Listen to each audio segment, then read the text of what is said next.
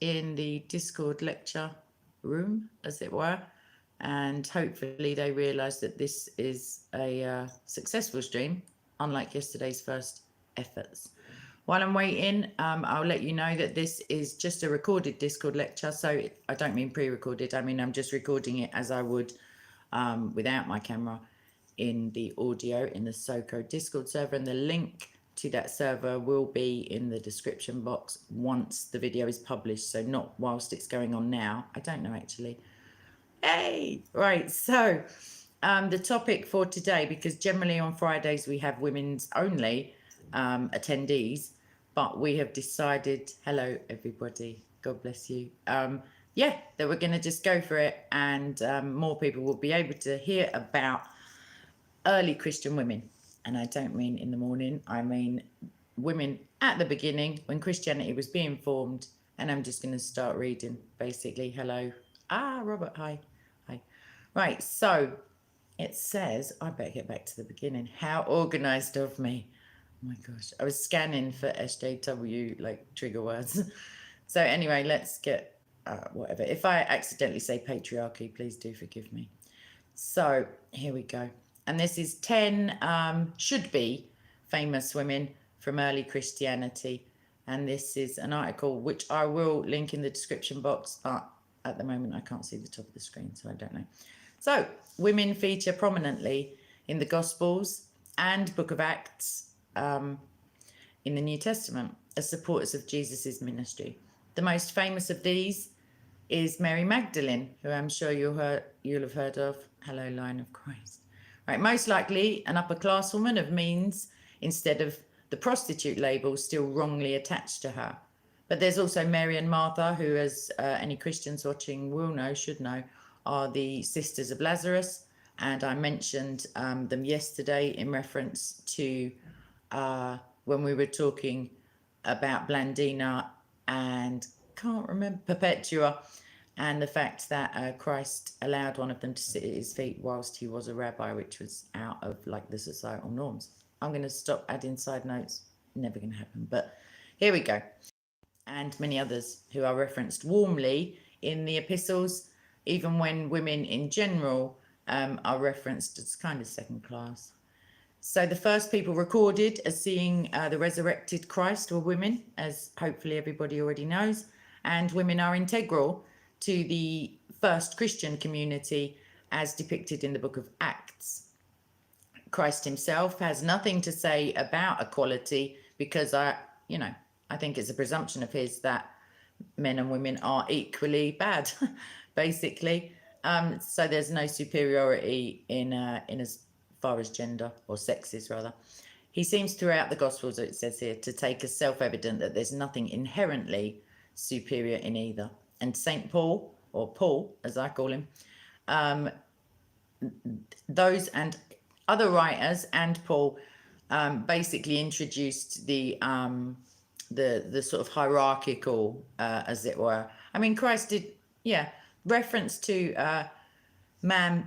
husband being the head of the wife and Christ being the head of the husband, I don't believe is saying that there's any superiority at all, and I can come to that either later or another time.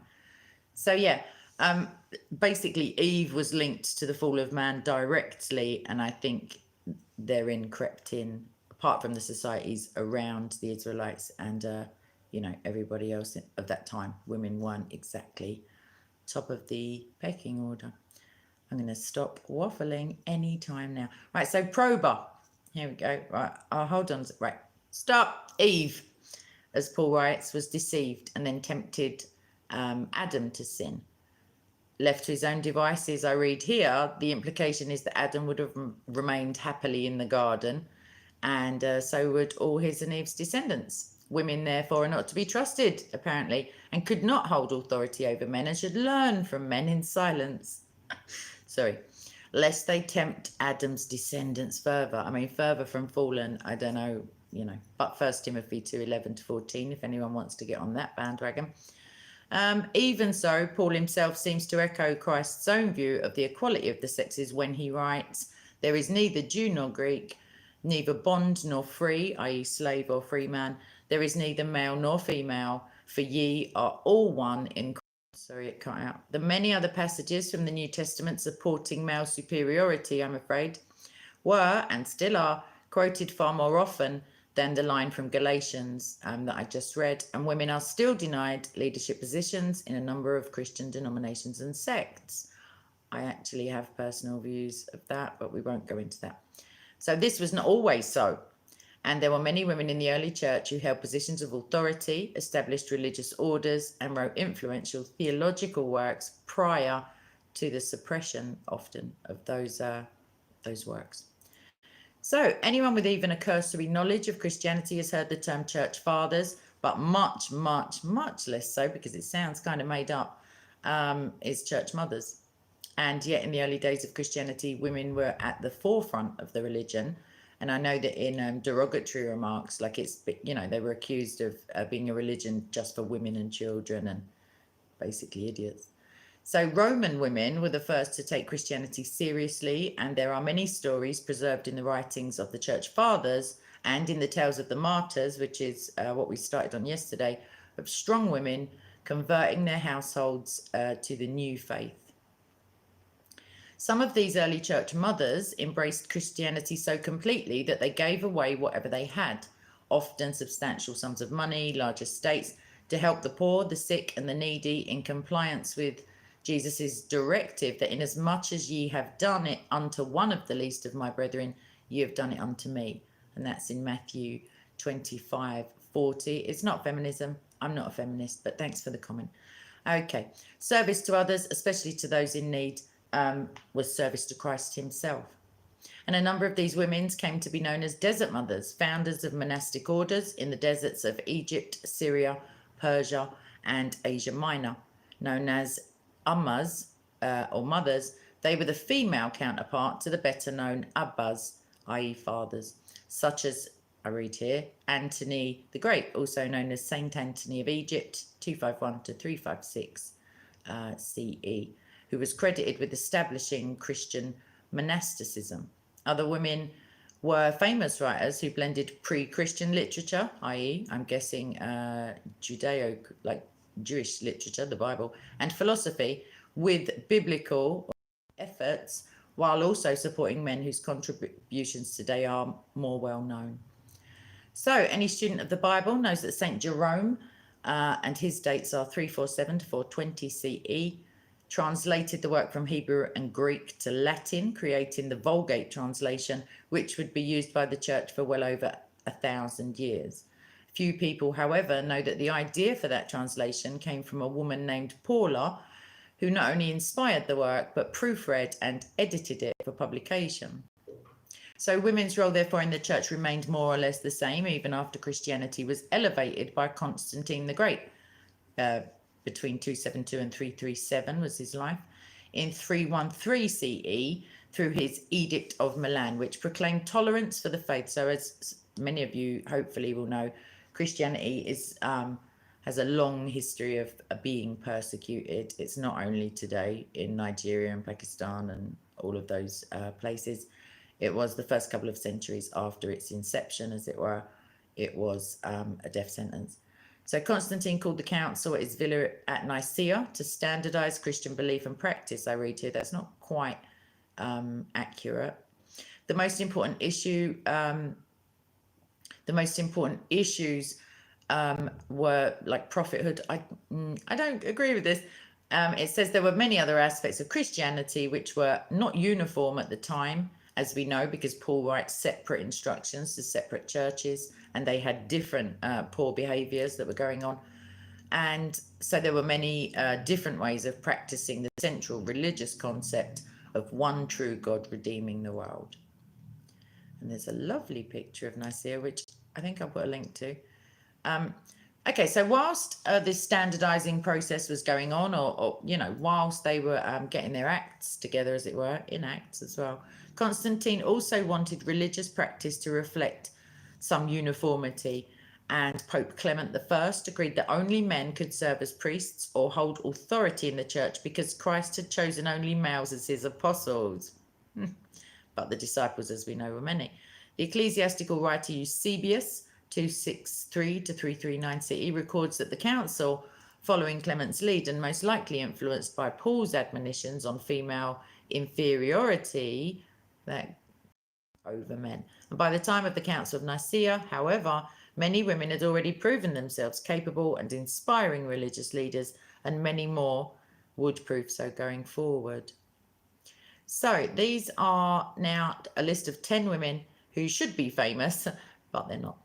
So, or some of them maybe. Right, the 10 women listed here are chosen from either end of the spectrum. So some of the names will be familiar to you, and some will be not, like, never heard of. So they're a very small sample of many women who contributed to the development of early Christianity, and we can go on to look at it in more detail another time. So this is just a list now. Thecla, the apostle, Perpetua, the martyr.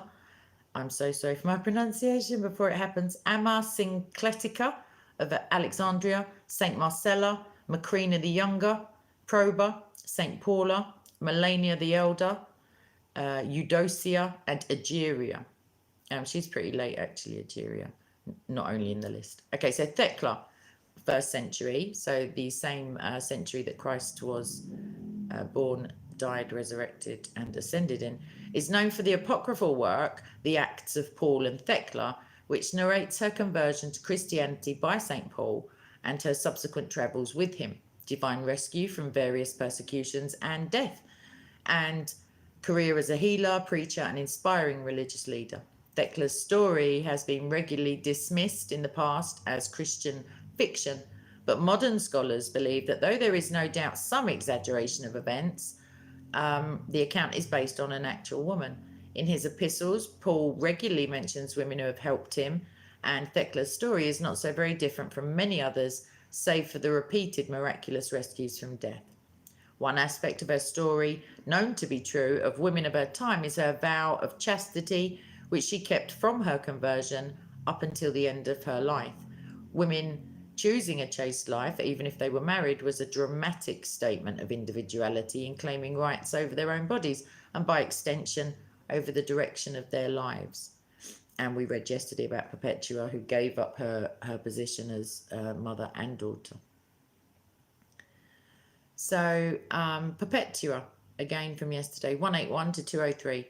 She's famous as an early Christian martyr who scholar I.M. Plant notes that in nearly every case, stories of Christian martyrs have been fictionalized and or are fictional, but the martyrdom of Perpetua, however, is generally taken to be exceptional to this rule. A citizen of Carthage, Perpetua was arrested during a persecution of Christians under the Roman Emperor Septimus Severus, sounds like a Harry Potter character, who lived in 202 to, who was born in 202 to 203 CE, because I was thinking that's a short life. She was 22 at the time and nursing her newborn when she was taken to prison. Her father and renounced her faith, but she refused and was executed along with her servant. Based on details of the original narrative concerning motherhood, scholars believe that her diaries basically were written by a woman, i.e. her. The early part by her, and obviously the account of the death would have been added, I guess, by somebody else. So Amma Syncletica of Alexandria, she's 3rd century, at least her birth is in 270, and she died circa 350. And she's one of the best known desert mothers, and I'm embarrassed to say I've never heard of her, and an early founder of the monastic tradition. Syncletica was the daughter of wealthy parents in Alexandria, Egypt, whose beauty attracted many suitors. She refused them all, however, due to her devotion to Christ. And after her parents' death, she cut her hair, gave her inheritance to the poor, and left the city with her younger sister, who was blind, to live a life of chastity, poverty, and solitude near the crypt of a relative. And in solitude, she is said to have wrestled with demons who tried to convince her to resume her previous life of wealth and pleasure, but she remained faithful. Having attained the enlightenment and closeness to God that she sought, she consented to teach others who sought her out and provided guidelines for this early monastic order of women. These rules, recorded by a biographer, possibly Athanasius, the Bishop of Alexandria, would later influence European monasticism. Hi, Peter. Right, Saint Marcella was a wealthy Roman Christian woman who, after her husband's death, devoted herself to her faith through a life of chastity. Again, it's pretty popular at the time, and well, it also is now in convents, and fasting and mortification of the flesh. She was a friend of the future Saint Paula and correspondent with Saint Jerome. Marcella, formerly one of the wealthiest women in the city, gave away or sold her worldly goods, including all of her clothes. I'm sure she wasn't walking around naked, by the way, jewellery and expensive cosmetics to benefit the poor and live free of possessions in communion with Christ. Like many early Christian women, she reclaimed her identity through chastity, refusing to remarry, even though the law dictated that she should, and dedicated herself to her improvised monastic order, which would inspire other women to follow her lead. She died in the Visigoth sack of Rome in 410 CE. Okay, so now we're on to Macrina the Younger, who, I don't know if she had an older sister, anyway, 330 to 379 CE. She was a Christian ascetic whose devotion to God inspired the work and life of her far more famous younger brothers, Saint Basil the Great and Saint Gregory of Nyssa. And they were both born in, 329 and 335 respectively. Macrina, like many of the others in this list, was born to wealthy parents in Anatolia, modern-day Turkey, and arranged to marry well. When her fiancé died, she refused to marry anybody else and chose a life of chastity and prayer, claiming that Christ was her bridegroom and she needed no other. So that's reminiscent of today's convent practice. Macrina practiced a rigid asceticism and devoted herself to the education of others, especially her younger brothers, who obviously went on to claim a little bit more fame than she. And after her father's death, she and her mother moved to an estate on the river Iris in Pontus, where she established a Christian community devoted to perfecting their relationship with God, and was frequently consulted by pilgrims who came to seek her counsel. So not like a second-class citizen, just someone, sweeping up at the end of the service. Proba, 322 to 370, holds the distinction as the first female Christian writer solidly attested by documentation.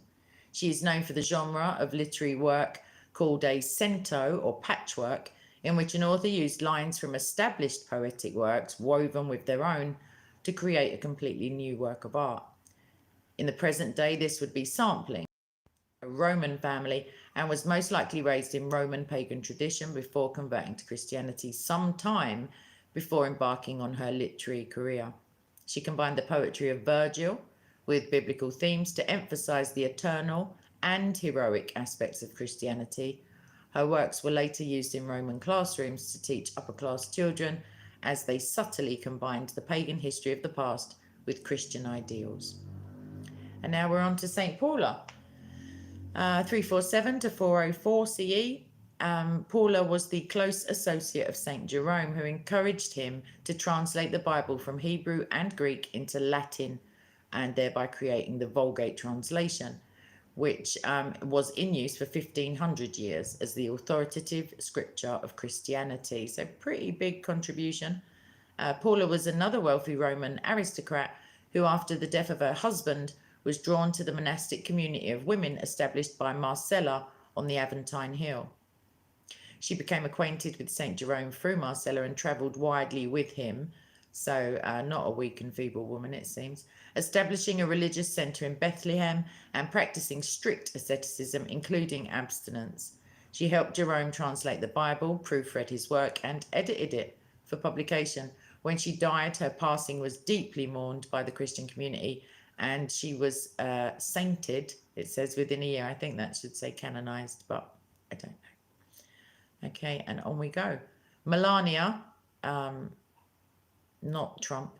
This is Melania the Elder, quite a bit older than the former First Lady, because she's born in 350 to 410 CE, and she was a desert mother honoured for her devotion to God and support of Christian orders.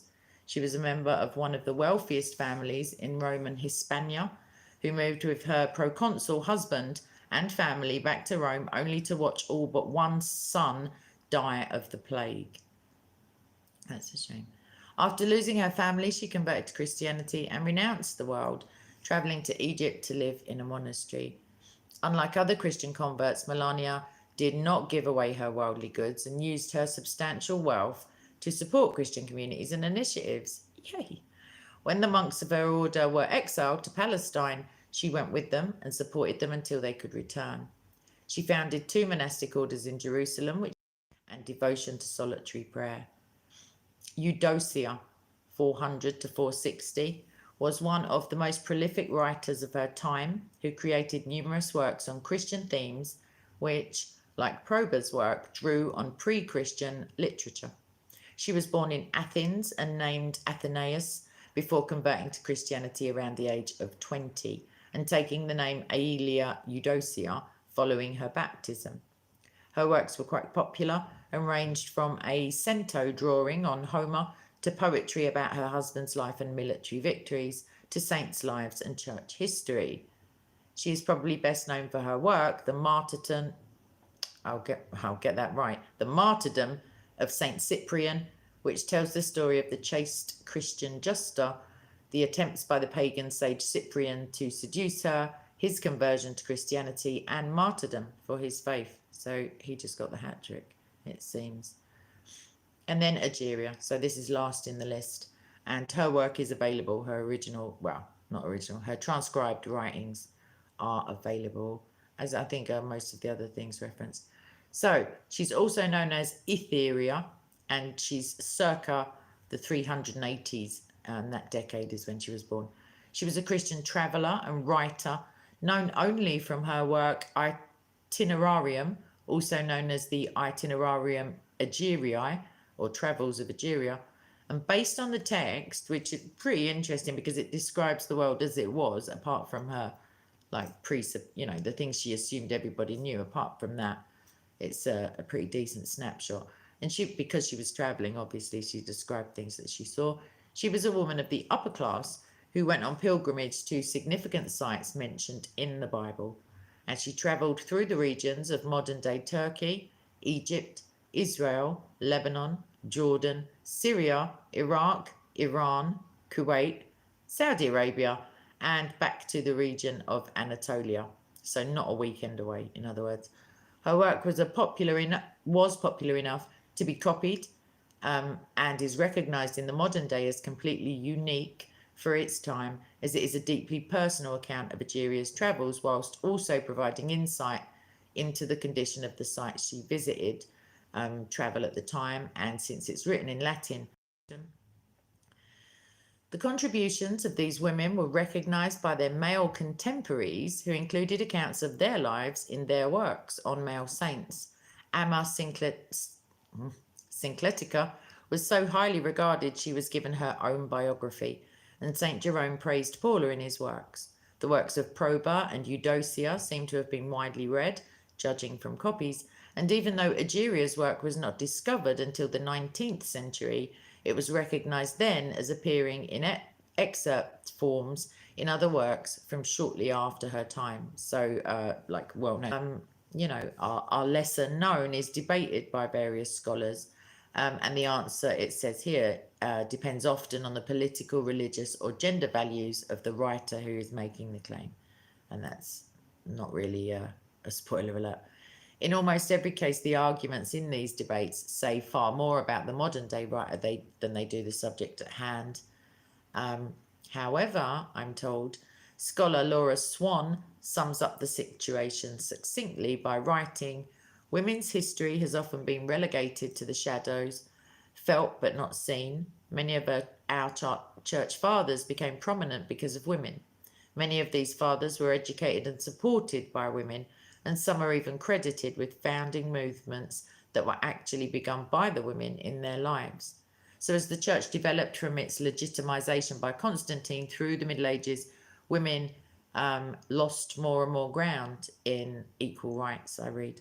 "The medieval church considered women dangerous temptresses, to be avoided by any pious man, stained by the original sin of duplicitous Eve." Sorry, I am being serious. "And even their association with the Virgin Mary could not fully redeem their nature." Wow. Sorry. "The most probable cause for the exclusion of women of great merit from the history of the church is simply that they did not fit the church's narrative of devout and pious men, as opposed to sinful and tempting women. And when faced with the choice of changing the narrative, i.e. going against the hierarchy, or changing history, basically the relaying of that history was quietly shoved to one side. Quite handily, at the bottom, there's a bibliography of everything that I just quoted, and different, translations and stuff. So that's the end of that. I should have maybe broken them up into like smaller groups, but the overriding image that I want you to go away with is that women were foundational. They were they had initiative. They were not they were not only wives, mothers, sisters, children. They were church leaders. They were presbyteresses. They were pilgrims. They were, they were all the things I mentioned. They were saints. They were fundamental or causative in the Latin Vulgate, which, was used everywhere basically for, over 1,000 years. And not just sitting indoors, baking cakes and putting the tea on. So I'm going to look at my live chat quickly. So if there is anybody who has a quick question or comment, that would be good. And otherwise, I'm going to skip back to Discord in 2 minutes, I'm going to say. So, hi, Piers. At this point in the lectures, everybody trolls me and just stays silent. But I'm kind of used to that now because I can just do background noise. Not a problem, Piers. It's still available. As soon as I press the off button, as it were, you'll be able to watch it again. And then once it's published, it'll have the links. If you haven't already, please do come along to Discord. And I lecture there Monday to Friday also, but I just felt like doing a bit of YouTube. So no questions, no comments. That's great. I didn't say a prayer at the beginning. Please feel free to insert your own roundabout now, or ceaselessly, as the Bible says. And that's early Christian women. I will add all of the links. I'm always promising links, and then I forget what I've promised, but I will do the links. And come to Discord, come and see us. And not only just to do that, but there are people there who have genuine questions, and I'm not there 24/7, and you may be able to help somebody who has, elements of their faith that they have yet to work out with fear and trembling. And that is what I'm going to do. So God bless you all, and bye-bye.